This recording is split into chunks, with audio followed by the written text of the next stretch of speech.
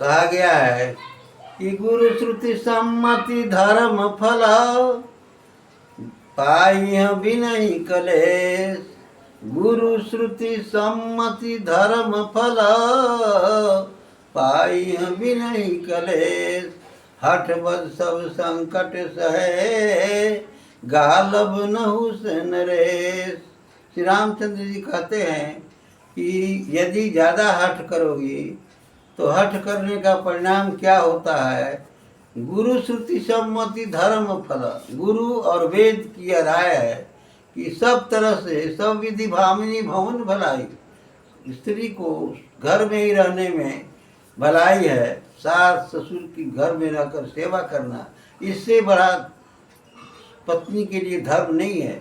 और ज़्यादा जिद करोगे तो वही स्थिति होगी जो गालब ऋषि की हुई है और नहुष राजा की हुई है।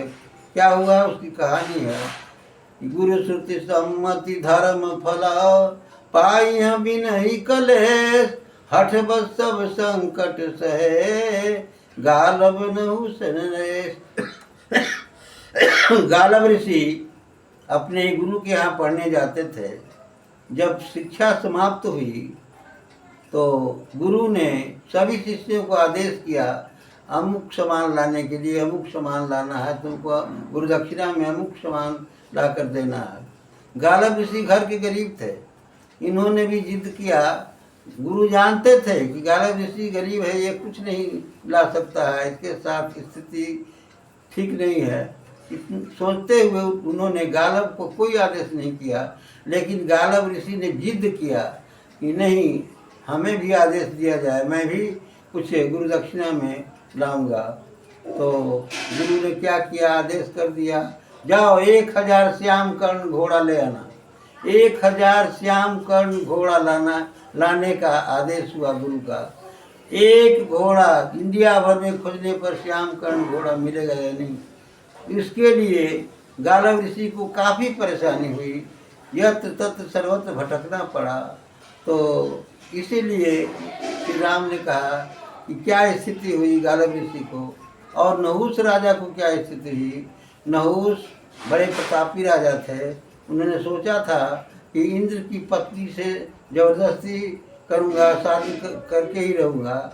और इसके लिए उन्होंने, नहुष राजा ने, जिसको रहुगन भी कहा जाता है, कहा कि सप्त ऋषियों को बुलाया, 7 ऋषियों को, और पालकी में कहा खींच कर ले चलो। ऋषियों ने क्या किया, सभी ऋषियों ने वो साप दे दिया राजा रहुगन को, कहा कि सर्प अर्थात तुम सर्प बन जाओ। और सर्प बनकर वो जंगल में भटकने लगे और जंगल में इधर उधर कांटे गड़ने लगे, काफ़ी कष्ट हुआ। इसीलिए श्री राम ने कहा था कि गुरु श्रुति सम्मति धर्म फल पाई बिनहि कलेश। हठ बस सब संकट सहे गालब नहुष नरेश। गालब और रहुगन का उदाहरण देते उन्होंने कहा सीता जी को कि तुम्हें भी काफ़ी कष्ट होगा। इतना ही कहकर मैं अपनी वाणी को विराम देता हूँ। श्रोताओं को नमस्कार।